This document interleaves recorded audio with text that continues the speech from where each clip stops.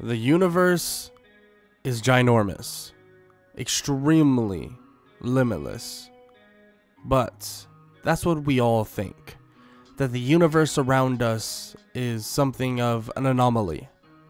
But what about the multiverse itself? The multiverse is known to be infinite. There are versions of ourselves that are only a grain of sand different, but there are different versions of ourselves that are oceans different. Some universes we exist, some we are villains on another planet. Now, what does that mean for this universe? Curses run rampant in this entire Earth, this entire planet. But on this Earth, there was a boy by the name of Naofumi Iwatani that was far different. A perfect synchronization with who we know as the king of curses, or Sukuna. He would combine with Sukuna, and they would dominate for decades. But their perfect unison would flourish throughout this entire planet. They would do whatever they want, control whoever they thought, and all of what Sukuna and Naofumi ever wanted was there. Sukuna would dominate, kill, end the lives of many. Naofumi, on the other hand, would have the power to literally have anything he would want. If he wanted to take time out of his own day to play video games, well, guess what? He could do that. There was a perfect world that they were creating. A perfect time. But there's one difference. What happens when this universe flips on its head? When it's as if he wakes up and he spawns somewhere completely different. Sukuna and Naofumi would be transported to a brand new world, sent to a place that is extremely unknown, and this place would be known as Fabre, a country of an unknown area that was hoping to summon heroes. But this is different. They have summoned Naofumi Iwatani, the vessel for Sukuna. This is not what they wanted. This is something they have no idea what they're about to unravel. And this video is what if Naofumi was the king of curses. And if you enjoy, make sure to leave a like, make sure to leave a sub, make sure to leave a comment down below, all that good stuff. Shout out to the boy XBlick for the thumbnail. It looks fire as always. And yeah, that's about it. And I think it's time to get into the rest of this story. Let's get it. Naofumi would be awakened in this brand new area. He would feel that Sukuna is still linked to him, but not 100% linked to him. He doesn't understand how that works, but he shrugs it off momentarily. He sees a bunch of these royal knights, heavily armored and obviously skilled, standing around him. Naofumi would look around and he would see something on his arm, a bit of a shield of some sorts. He would look at it and be kind of confused, take it off, put it on the other arm, put it back on the other arm, and frankly, not really paying attention to anything these other people around him are even doing. The reason for this is Naofumi has never been threatened, never been put behind on a place of power, at least not recently. His eyes, or Sukuna's eyes, excuse me, would then appear beneath Naofumi's eyes, and he would begin speaking in a tone that was extremely eerie for everyone around. And he would say that he doesn't need this damn shield. He would touch the shield and it would vaporize. That shield that was supposed to more or less be invincible, something that was so strong that would more or less protect everybody, he vaporizes it. And Sukuna takes over, tattoos surrounding his body, and everyone is confused. What the hell is this guy? What is going on? That's supposed to be the shield hero, right? Now, Naofumi, or actually Sukuna in this regard, would begin speaking to them, telling them that he is no shield hero. He wants to know what this world is like, what is going on. They seem skilled, they seem proper. He can definitely use them in his army if they so choose. Well, it's not like you really have a choice. Sukuna would then begin to explain to them where he's come from, what type of power he possesses, and that he is the king of curses. And that is what he truly is. Curses bend to his whim, they listen to him, and he controls all. His power is beyond anything that they could possibly comprehend, and this oath that he's, well, vesseled up with just adds to the fire. In this, or in the previous world, Naofumi may have been kind of this lame person, a nobody. But this version of Naofumi is far different, talented, athletic, everything that you could ask for in a vessel. And on top of that, Sukuna was able to give him even more strength, even more power, even more technique. Teach him things that would even develop Sukuna's powers rapidly at the end of the day. This version of a Naofumi Sukuna vessel is far different than you could possibly imagine. Naofumi would walk forward, tattoos fading away and the eyeball going away as well. Naofumi says that they might want to bring him over to the king. They would like to speak with the people around. So he would do just that. He would speak with the royalty at Fabre, and he would make it pretty apparent that they have no choice in this manner.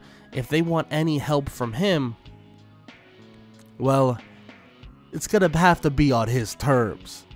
And of course, they think that this is just an empty threat, but Naofumi makes it clear that whatever this gimmick of this world is, this is no empty threat, not even close. Sukuna speaks in the back of Naofumi's mind, saying that all this world is going to do is make them far stronger. Sukuna appears once again, and he tells them that he can demonstrate his power if they so choose. If they want to see it, he can show it. In which they're confused, but he then slams his hand through pure metal armor, killing one of the strongest, more or less, fighters that Fabre has, one of the strongest knights.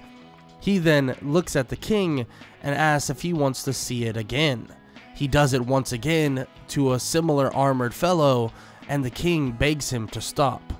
Naofumi and Sukuna begin laughing simultaneously, telling him that he might want to show him around right now. So that's exactly what they do.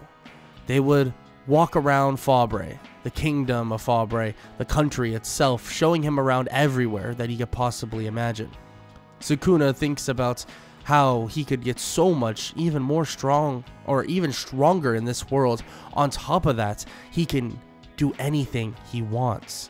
The power they have right now currently is already immense. Just imagine if they learn how to utilize the strength of this world. They begin to speak about it and even ask some questions about how to access some of the power that they have in this world. It gets explained to them as if it's some video game. And Sukuna, in a way, finds this amusing because the oath that he's vesseled up with, well, I guess he's not useless anymore because this kid knows a ton about video games. So once that's heard, Naofumi has a ton of input for them to level up, for them to strategize, and for them to take over things that they couldn't possibly imagine. Sukuna laughs and says that one or two worlds is better than one, so once they conquer this world, they'll go back to the other one to, you know, have a bit of a vacation. Sukuna would walk around with some of the nobles of Fabre, listen to what they're saying, soak in all of the information, but eventually it comes across the idea of the waves. The explanation is short and sweet. They begin to explain to him that he's summoned to help with these things, so-called waves. These waves are a catastrophe. They open up in the sky and monsters come out. And while Naofumi and Sukuna are listening to this, they are smiling inside. Monsters open up from the sky to come out to kill everything. Now that is something interesting. Very interesting.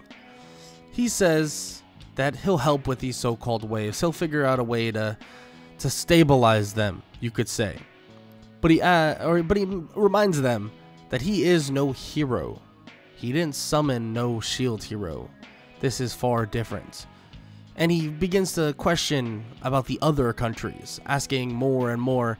And let's just say the explanation more or less satisfies Naofumi and Sukuna. They hear that these other countries are going through the same thing.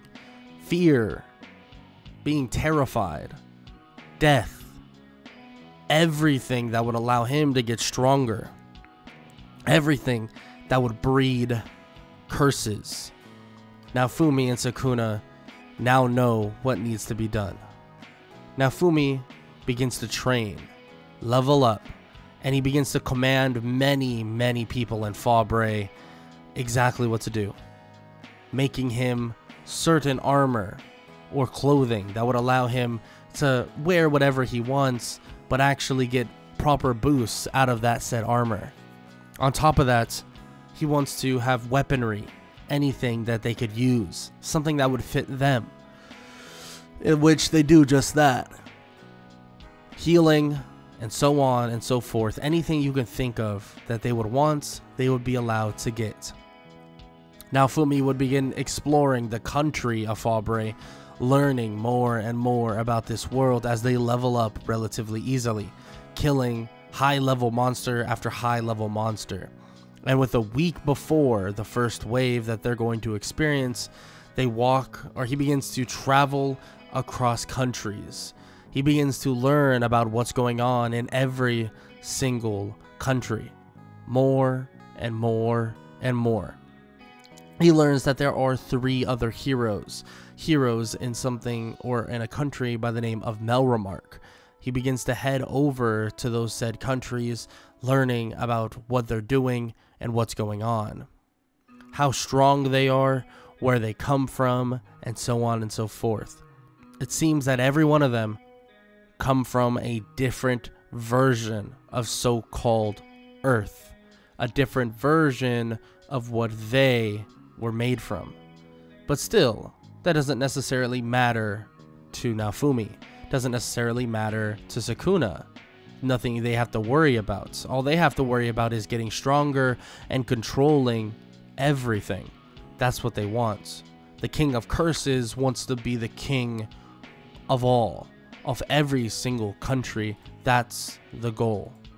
So that's exactly what he's going to do.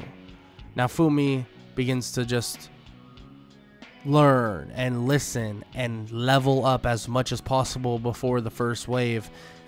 And now, after that first wave, he'll deal with all these other people. He'll deal with everything else. And he'll go check in on these so-called other heroes. With that said though, the wave, or the first wave, is about to begin. The first wave is something of spectacular fashion. Naofumi looks at it and sees that it's a beautiful purple color. The sky turns inside out, and it's truly a magnificent sight. Truly something amazing. Naofumi told Fabre to have their so-called army in a different spot. Their so-called army in a certain area so that he could do whatever he wanted. He would stand on a mountain as the monsters would pour out, and as the main boss monster pours out as well, something that Naofumi hasn't ever seen. And same with Sukuna, their curses don't look like these monsters, but still, it's so interesting, so very interesting. Naofumi raises up on that mountain and instantly kills the first boss monster, and this is with very little help from Sukuna. We're talking about they're basically synced up to the point where in this world, it works perfectly. Now, Sukuna would want to have some fun too, killing all the monsters he possibly can before the wave fully peters out. And after every single kill, every single time they kill one of these monsters, it seems that they show up in their HUD menu more and more and more. An odd-looking chimera shows up in his HUD menu, a chimera that it seems that Sukuna will now be able to summon, and on top of that, control, maybe even permanently. He does just that, summoning tons of monsters, and they all rise and fall at the hand of Sukuna. It's all up to him. Sukuna is smiling. He's been bored recently with what's been going on, bored with this easy world, or the previous world being so simple. Now it's different. Now this is amazing. It's going to be a massacre. Sukuna smiles as the wave peters out. More power than you could possibly imagine would be in those waves. Sukuna knows it, Naofumi knows it, and that's exactly what they're going to utilize to conquer everything. It's funny, really. They really thought that Sukuna was here to help. No, this is all a means to an end. This is all going to be in the favor of the King of Curses, so he could rule everything. That's exactly what Sukuna wants. So when the wave is over and everything peters out and everyone begins to celebrate, Sukuna is not celebrating. They begin to think that they should praise him. Maybe it's a way for them to survive. Maybe it's happiness that the waves petered out so easily, even easier than they could possibly imagine. But Sukuna's already gone, off to a brand new place, off somewhere else. Sukuna begins to do something different, something far different. He can feel that his presence alone has bred for stronger monsters, curses in a way. So that's exactly what he wants to look into. That's exactly what he wants to know more about. He can feel the fear, the sadness, the panic in so many different countries. So he begins to travel to each one. There's a specific country, though, that he feels there aren't as much panic as he would think. Peace, in a way, tranquility. He goes over to Siltvelt and Schildfrieden, but there's not that much there. So he decides he'll head over to Melremark. Some other places he knows about as well. The outskirts of Melremark, where they're slave traders and so on and so forth. He would then think more and more about this. There must be something they're missing. There must be even more than he could possibly imagine. And he would be correct. Because the first slave trader or the first slave market he would run across, he would see so many people, so many creatures in distraught. From creatures that looked kind of humanoid to that looked half humanoid, half animal in a way, to creatures that were, well, were not so friendly, monster-like. They look very similar to the ones of the waves. He would walk in and he would begin to see all of these creatures and he would smile. The slave market owner that was currently there would ask him if he wants something, and that some of these cost a pretty penny, in which Naofumi would tell him how much, or ask him how much, in which the owner would say that it ranges from 2 gold, maybe even 10 silver, some being 500 to 1,000 gold, you know, the prices vary. Sukuna would then take over and then tell him, how about nothing? killing him in a matter of a split second, and then raising his hand as all of the monsters are set free, but then killed at the same time. Something he wanted to try out. He'd been learning more and more from Naofumi about this whole video game thing. So when he kills all of them, it seems all of them turn into some sort of ghost, you could say. Very resemblant of curses. Naofumi travels everywhere doing this, killing those who have fear and sadness and distraught in their hearts. Those who don't want to live anymore. They don't want to live within a slave trader, within some sort of monstrous environment. Frankly, this is charity for Sukuna. He's being nice to them, helping them, truly.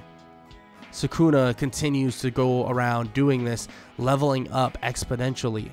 On top of that, he learns of the dragon hourglass, and he thinks about how he would even utilize that without quote-unquote partners.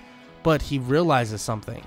These monsters he has, these people that he's killed and then more or less turned into curses now, are actually party members. They're leveling up as Sukuna's leveling up, which is a rapid process, and soon they will all be able to be even stronger. A progression system. Naofumi explains it to Sukuna, exactly how it works and exactly how it could benefit them, in which Sukuna, his mouth waters at the idea. He wished he had this in the other worlds. Imagine, this is insane. He begins to think about the limitless potential, how strong he could make the curses that are in his control, and on top of that, he can control everything. This truly will make him the king of all curses, every curse, everything.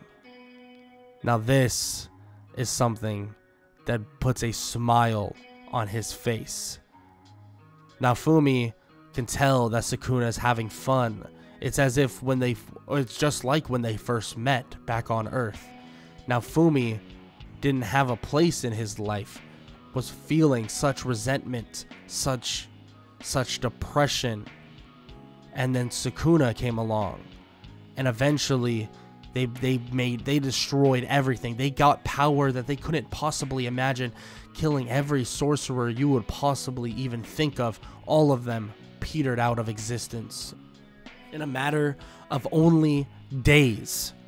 But this world is different. It seems Sukuna's having fun, gaining strength rapidly. It seems that everything is going to fall in place. But Naofumi says that there is people that may be strong or as strong as him. He explains that these other heroes that are summoned must have special powers as well, so there's something to be weary about. And Sukuna brings up the fact that if they can defeat and kill every single Jujutsu sorcerer ever, they'll be just fine. In which Naofumi believes so as well. But he's here to give Sukuna a wealth of information, carry his part in the deal. Sukuna nods slightly, and they continue to roam the outskirts of Melromark, eventually arriving in the country. But the country knows of Sukuna. The country knows of the king of curses. So when he arrives, they all are waiting. And they're not waiting as a greeting party. They're waiting in a stance of fright and of fight. They know that this is serious. Sukuna is not here to have a lovely chat over some tea. Sukuna begins to ask about the other heroes, asking royalty and more and more people about it, asking about this so-called bow hero, sword hero, and what was it, Naofumi? Naofumi would then begin to speak and say, spear hero. Yes, bow, sword, spear. That's exactly what they were. That's exactly what they are. Weapons. But Naofumi then takes over and says that They don't have a weapon. Sukuna is the weapon. We are the weapon. Making it very clear that there is no fear here. Not at all. This does not, they do not scare Sukuna. They do not scare Naofumi either, and that's abundantly clear. They tell him, or they tell them, that they need to realize something. That these waves are not the only thing they're going to have to worry about. Soon, they're going to have to worry about Sukuna. And that's if Sukuna gives them the chance to worry. Maybe. Sukuna would then begin to leave, but the 3 heroes that he was looking for have arrived. A smirk would climb on his face, but Naofumi would tell him that killing them now wouldn't be as fruitful as later. If you want them truly to fear him, and on top of that truly want more allies of insane proportions via this power he gained with making his own curses, then he wants them to fear him, to be terrified, to fear death itself. Sukuna likes this idea and thinks it's a great idea. Sukuna tells them that soon he'll come back for their lives, but they'll have to look over their shoulder for a little bit longer. They all attack him, but in a matter of seconds, they're on the ground out cold. Yeah, if Sukuna wanted them dead, they would be. Naofumi is more or less not shocked, but impressed. The Sukuna that he knew wouldn't be able to adapt to such environments so quickly. Sukuna now knows that the strength that they have in this world truly can be petrifying. They would eventually head back to Fallbray in wake of the next wave, the second wave that they would have to deal with. But there would be no preparation. There would be no fear. Fallbray is happy that Sukuna is taking down the waves, but at what cost? And at what cost overall will it come down to? Sukuna knows that this next wave will be obliterated, so he awaits it. So when it comes, he absolutely destroys everything. The wave, gone instantaneously.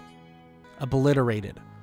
The wave may have looked like it sent an army, but Sukuna sent an army back.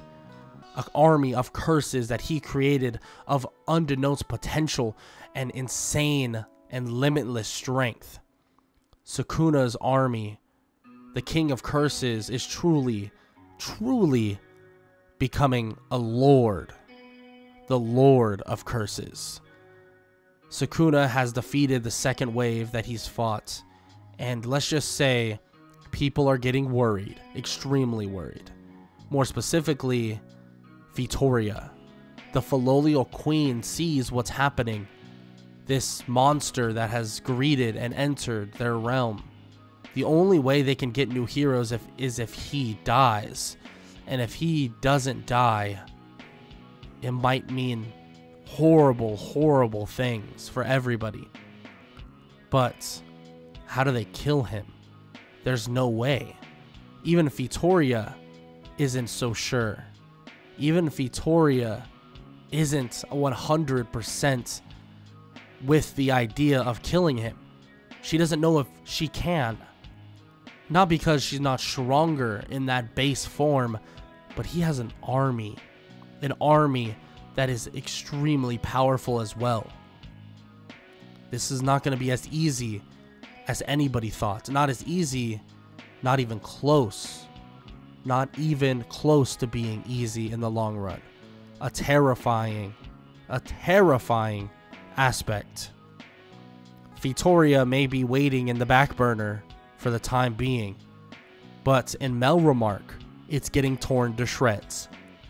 Absolutely obliterated at this moment. Because the wave might have ended, but the other 3 heroes were far too weak to handle what occurred. And that's because a hero from a different world by the name of Glass has destroyed and obliterated their confidence, and on top of that, made them terrified, made them fearful. Their cockiness is now wavered, and their cockiness is now turning to fear. Exactly what Sukuna would want. But that is it for part 1 of What If Naofumi Was the King of Curses. And if you enjoyed, make sure to leave a like, make sure to leave a sub, make sure to leave a comment down below, all that good stuff. And yeah, I'm not sure how much longer this will be. I mean, probably only be 1 more part. This is a pretty OP what if. Shout out to the boy Xsplit, because I actually didn't even come up with this idea. He came up with it a long time ago, and he just hasn't gotten to it and hasn't been uploading what ifs.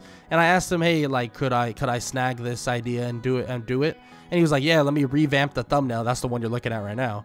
Let me revamp the thumbnail, and of course you can do it. So shout out to him. I appreciate that. And yeah, that's all I gotta say. If you enjoyed this video, show a bunch of love to the like button, the comment section, all that stuff. And yeah, that's about it. I hope y'all enjoyed. I hope all y'all have an amazing day. Later.